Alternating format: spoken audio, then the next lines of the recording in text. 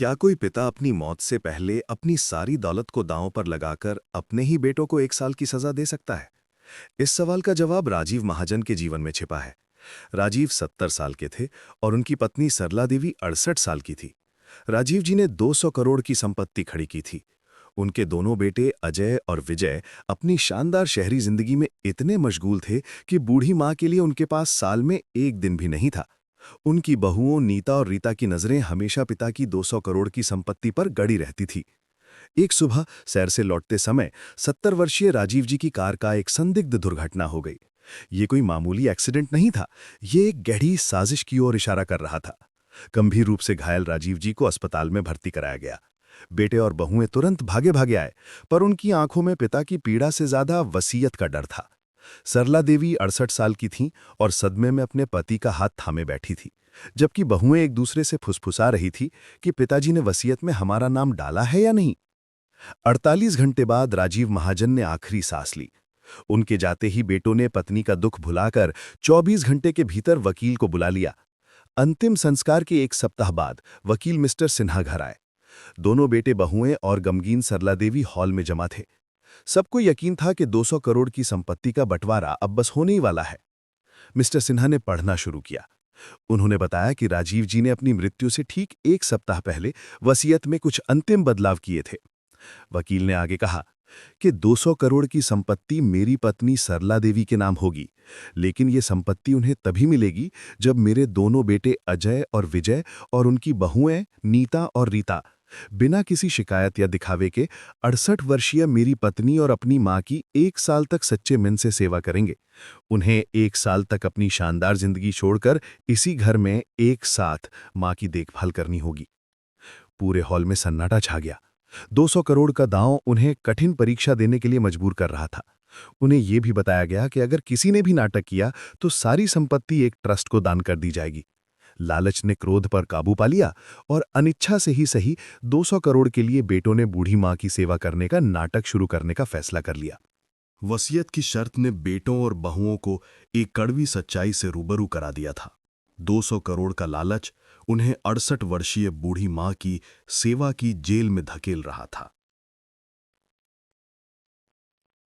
अगले दिन से अजय, विजय, नीता और रीता का सेवा का नाटक शुरू हो गया। नीता और रीता ने शहर की अपनी शानदार जिंदगी और सोशल गैदरिंग्स को 1 साल के लिए अलविदा कह दिया। अब उनका सारा ध्यान इस बात पर था कि वसीयत में किसी को शक न हो जाए। सरला देवी चुपचाप अपने कमरे में बैठी रहती थीं। 68 साल की उम्र में पति को खोने का दर्द उन्हें अंदर ही अंदर खाए जा रहा था और बेटों का दिखावटी प्यार इस दर्द को और बढ़ा रहा था। बहुओं ने खाना बनाना शुरू किया। नीता, जो कभी किचन में नहीं गई थी, मां के लिए जानबूझकर ऐसे व्यंजन बनाती जिसमें नमक या मसाला या तो बिल्कुल नहीं होता या बहुत ज्यादा। विजय अपनी मां को दवाइयां तो देता, पर देता हुआ चेहरा ऐसा बनाता जैसे वो कोई कठोर मजदूरी कर रहा हो। अजय का सारा समय अपने महंगे लैपटॉप पर स्टॉक ट्रेडिंग में जाता और वो हर छोटी बात पर झुंझुला जाता। एक रात सरला देवी को अचानक तेज बुखार आया। वो अपनी नातिन रीता की बेटी को आवाज देने लगीं, जो वहीं पास सो रही थी। आवाज सुनकर रीता गुस्से में कमरे में आई। रीता ने मां पर चिल्लाकर कहा, क्या है मां, रात के 2 बजे क्यों जगा दिया? आपको पता है मुझे कल सुबह एक बड़ी बिजनेस मीटिंग की तैयारी करनी है। क्या 1 साल तक यही चलेगा? अगर आपको बुखार है तो खुद दवा क्यों नहीं ले लेती? सरला देवी की आंखें भर आईं। वो समझ गईं कि 200 करोड़ भी इन बच्चों को इंसान नहीं बना पाए। उनका सच्चा क्रूर चेहरा अब सामने आ चुका था। अगले दिन सुबह सरला देवी ने अपना एक पुराना विश्वासपात्र नौकर रमाकांत को बुलाया, जिसने वर्षों तक राजीव जी और उनकी सेवा की थी। उन्होंने रमाकांत से धीरे से कुछ कहा।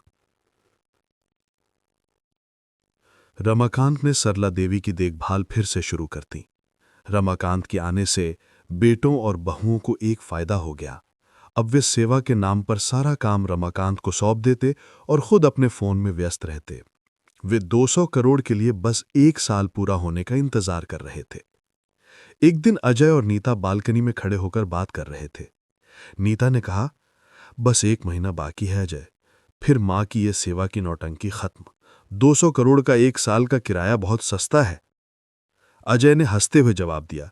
और सबसे अच्छी बात यह है कि वसीयत में लिखा है कि संपत्ति माँ के नाम होगी, और माँ की उम्र हो चुकी है। एक बार संपत्ति हमारे हाथ में आ गई तो माँ को वृद्धाश्रम भेजने में हमें देर नहीं लगेगी। सरला देवी जो दरवाजे के पास खड़ी थीं, उनकी ये बात सुन ली। वो कांप थीं। 68 साल की माँ को उनके ही बेटे वृद्धाश्रम भेजने की योजना बना रहे थे। उसी शाम सरला देवी ने एक बहुत बड़ा फैसला लिया। उन्होंने चुपके से रमाकांत को एक बंद लिफाफा दिया। वसीयत की शर्त के 11 महीने बीत चुके थे और बेटे बहुओं का असली क्रूर चेहरा पूरी तरह से बेनकाब हो चुका था। उन्हें बूढ़ी माँ की सेवा नहीं बल्कि वृद्धाश्रम भेजने की चिंता थी। सरला देवी 68 साल की थीं और उन्होंने ये बात अपने कानों से सुनी थी। उस शाम सरला देवी ने अपना आखिरी फैसला लिया। उन्होंने चुपके से अपने पुराने विश्वासपात्र नौकर रमाकांत को बुलाया। रमाकांत ने बरसों तक राजीव जी की देखभाल की थी और वो परिवार के हर राज से वाकिफ था। सरला देवी ने रमाकांत को एक बंद लिफाफा दिया। रमाकांत, ये लिफाफा संभाल कर रखो। ये मेरे पति का अंतिम संदेश है जो उन्होंने मरने से पहले मुझे दिया था। ये लिफाफा तुम कल सुबह ठीक 12 बजे वकील मिस्टर सिन्हा को दे देना।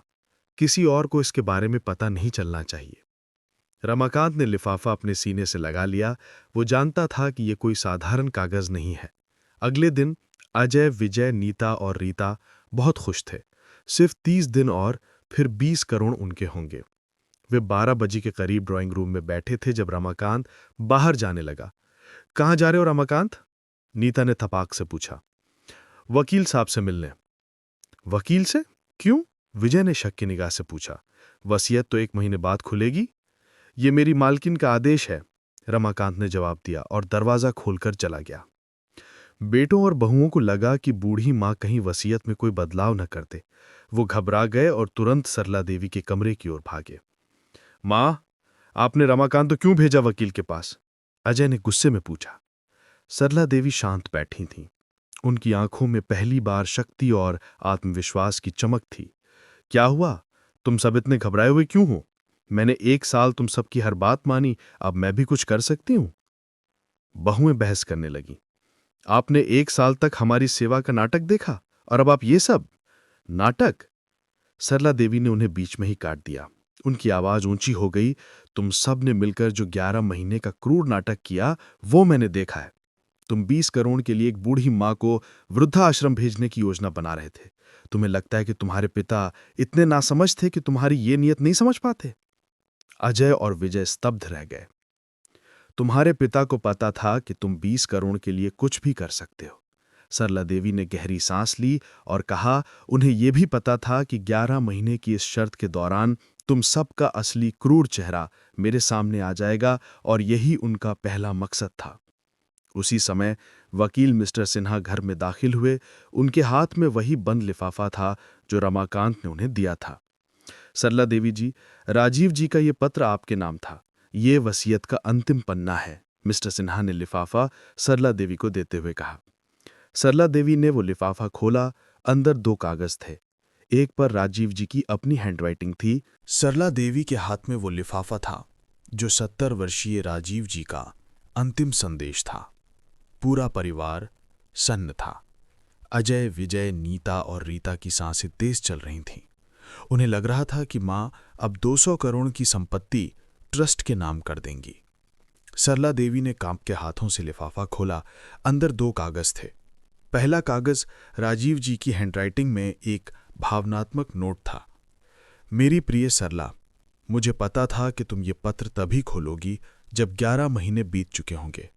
तुम्हें यह भी पता चल चुका होगा कि हमारे बेटे और बहुएं 200 करोड़ के लिए कितना नीचे गिर सकते हैं। मैंने ये शर्त इसलिए नहीं रखी थी कि वे तुम्हारी सेवा करें, बल्कि इसलिए रखी थी ताकि तुम उनका असली चेहरा देख सको। मेरी मौत कोई दुर्घटना नहीं थी, ये एक गहरी साजिश थी। मैं जानता था कि वसीयत में मेरे मरने के बाद ही संपत्ति का जिक्र होगा, और इसी लालच में बेटों ने। सरला देवी इस लाइन से आगे नहीं पढ़ पाईं। उनके पति की मौत कोई हादसा नहीं, बल्कि उनके लालची बेटों की साजिश थी। बेटे और बहुएं अब पूरी तरह घबरा चुके थे। सरला देवी ने हिचकियों के बीच दूसरा कागज वकील मिस्टर सिन्हा को सौंप दिया। ये वसीयत का अंतिम पन्ना था। मिस्टर सिन्हा ने पढ़ना शुरू किया। ये पन्ना 200 करोड़ की शर्त के बाद का था, जिसमें राजीव जी का अंतिम निर्णय लिखा था। चूंकि मेरे बेटों और बहुओं ने अपनी 68 वर्षीय माँ की सच्ची सेवा की परीक्षा में 1 साल पूरा होने से ठीक पहले वृद्धाश्रम भेजने की योजना बनाकर और अपनी क्रूरता दिखाकर वसीयत की शर्त का उल्लंघन किया है, इसलिए मेरी सारी 200 करोड़ की संपत्ति मेरे बेटों और बहुओं के नाम नहीं, बल्कि मेरे उस सच्चे सेवक के नाम की जाती है, जिसने 11 महीने की इस कठिन परीक्षा के दौरान मेरी पत्नी की सच्चे दिल से सेवा की और उनका साथ दिया। पूरा हॉल फिर से सन्नाटे में डूब गया। अजय और विजय खुशी से उछलने ही वाले थे कि वकील ने आखिरी लाइन पढ़ी। यह सारी संपत्ति मेरे वफादार और सच्चे बेटे समान सेवक रमाकांत के नाम होगी। रमाकांत 200 करोड़ का अकेला वारिस होगा। अजय और विजय सदमे से चिल्ला पड़े, रमाकांत एक नौकर, ये नहीं हो सकता। सरला देवी ने वहीं खड़े रमाकांत की ओर देखा। रमाकांत की आंखों में आंसू थे। उसने कभी 200 करोड़ का सपना भी नहीं देखा था। यही तुम्हारे पिता का आखिरी फैसला था, सरला देवी ने ठंडी दृढ़ आवाज में कहा। तुमने 200 करोड़ के लिए जिस बूढ़े नौकर पर अपनी मां की देखभाल का सारा बोझ डाल दिया, वही सच्चा वारिस बन गया। और अब पुलिस भी यहां आने वाली है, क्योंकि तुम्हारी वसीयत की शर्त पूरी होने से पहले ही तुम्हारी नीयत ने तुम्हारे पिता की मौत का राज खोल दिया। 200 करोड़ की संपत्ति मेरे वफादार और सच्चे बेटे समान सेवक रमाकांत के नाम होगी। वकील मिस्टर सिन्हा के ये शब्द पूरे हॉल में गूंज उठे। अजय, विजय, नीता और रीता सदमे से हिल चुके थे। उनकी 1 साल की क्रूरता और 200 करोड़ का लालच उन्हें एक नौकर से हरा गया था। ये झूठ है, ये वसीयत फर्जी है, अजय चिल्लाया और वकील पर झपटा। सरला देवी ने बीच में आकर अजय का रास्ता रोक दिया। उनकी 68 वर्षीय आवाज में अब 70 वर्षीय पति की ताकत थी। वसीयत फर्जी नहीं है अजय, और हां, तुमने जिस पिता को नासमझ समझा, उन्होंने अपनी मौत से पहले ही तुम्हारा आखिरी दाव पढ़ लिया था। सरला देवी ने रमाकांत की ओर इशारा किया। रमाकांत आगे बढ़ा और उसने एक रिकॉर्डिंग डिवाइस निकाला। राजीव जी जानते थे कि तुम पैसे के लिए कुछ भी कर सकते हो, रमाकांत ने भारी आवाज में कहा। जिस दिन उनकी कार का एक्सीडेंट हुआ, उन्हें शक हो गया था। उन्होंने तुरंत अपनी आखिरी वसीयत तैयार कराई, लेकिन साथ ही उन्होंने मुझे एक रिकॉर्डिंग डिवाइस देकर यह पता लगाने को कहा कि वो एक्सीडेंट था या हत्या। अजय और विजय का रंग उड़ गया। रमाकांत ने बताया कि 11 महीनों तक वो सिर्फ मां की सेवा नहीं कर रहा था, बल्कि साजिश की रिकॉर्डिंग भी कर रहा था। रमाकांत ने पुलिस को यह रिकॉर्डिंग सौंप दी थी, जिसमें दोनों बेटों और बहुओं की बातचीत कैद थी कि उन्होंने ही राजीव जी की कार के ब्रेक में गड़बड़ी करवाई थी, ये सोचकर कि एक्सीडेंट के बाद वसीयत सीधे बेटों के नाम हो जाएगी। रिकॉर्डिंग में नीता की आवाज साफ सुनाई दी, बस एक बार 200 करोड़ हमारे नाम हो जाएं, फिर वृद्धाश्रम की टिकट पक्की। उसी क्षण दरवाजा खुला और पुलिस अधिकारी हॉल में दाखिल हुए। अजय और विजय ने भागने की कोशिश की, पर पुलिस ने उन्हें दबोच लिया। 200 करोड़ का सपना देखने वाली बहुएं नीता और रीता अपने पति की गिरफ्तारी पर फूट फूट कर रोने लगीं। सरला देवी ने वहीं खड़े होकर अपने मृत पति के त्याग को महसूस किया। राजीव जी ने 200 करोड़ की कीमत पर अपने बेटों का क्रूर चेहरा दुनिया के सामने ला दिया था और अपनी पत्नी की सुरक्षा सुनिश्चित कर दी थी। अगले दिन 200 करोड़ के वारिस रमाकांत ने पहली चीज ये की, उन्होंने सरला देवी के पैरों को छुआ और कहा, मालकिन, मैं आपको कभी वृद्धाश्रम नहीं भेजूंगा।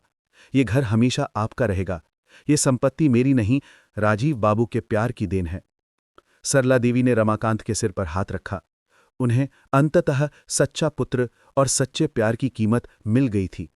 राजीव जी ने दौलत के लालच में डूबे बेटों को सबक सिखाकर अपनी पत्नी को एक सच्चे, भावनात्मक और सुरक्षित भविष्य का तोहफा दिया था। कहानी की सीख। ये कहानी सिखाती है कि दौलत की कोई कीमत नहीं अगर वो रिश्तों को खत्म कर दे। लालच हमेशा इंसान को अंधा कर देता है और कभी-कभी सच्चा प्यार और वफादारी खून के रिश्ते से कई ज्यादा कीमती होती है। बुढ़ापे में माँ बाप की सेवा दौलत कमाने से ज्यादा बड़ा धर्म है। दोस्तों, राजीव जी के इस अंतिम फैसले और बेटों की क्रूरता पर आपकी क्या राय है? क्या आपने कभी अपने आसपास ऐसी लालच की कहानी देखी है? कमेंट करके अपनी राय जरूर दें। अगर आपको ये गंभीर सामाजिक ड्रामा और इसका जबरदस्त ट्विस्ट पसंद आया तो वीडियो को लाइक करें और ऐसे ही दिल को छू लेने वाले सस्पेंस के लिए चैनल को सब्सक्राइब करें। धन्यवाद।